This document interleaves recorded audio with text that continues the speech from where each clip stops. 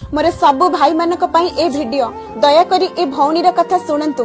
जो भाई माने लव रे पड़ी की गोटे झियो पई तम कैरियर नष्ट कर दउछ, गोटे झियो पई तम जीवन नष्ट कर दउछ, आउ गोटे झियो पई तमे आत्महत्या भी कर दउछ।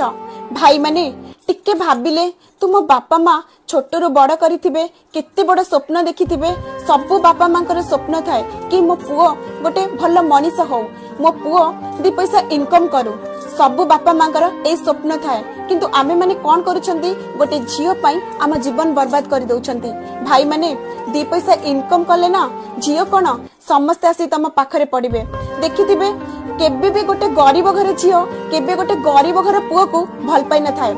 आउ गोटे बापा माँ जदि गोटे झियो को बाहा देबा को चाहुचंदी ना, प्रथमे आगे कहउचंदी पुओ रोजगार करूछि कि करूनी। एइथरो जानि पारुछंती सबुरी मूल रे टंका, टंका जदि थिबो ना ऑटोमेटिक भल पाई आसी पहुंचिबो। आउ टंकाटा ही आजिकाली दुनिया रे सबुठारु इम्पोर्टेंट। दया करी भाई मानको मोर अनुरोध, ए झियो मानक चक्कर रे न पड़ी की निज भविष्य देख आ निजे पैसा इनकम कर। पैसा थिले ना दुनिया रे सबुठु सुंदर झियो पाइबे, सबुठु भल झियो पाइबे, तम पाखकु आसीबे। सेति पई दया करी गोटे माने बापा मां ठारू केबे भी तमे झियो पई जीवन हारंतु ना।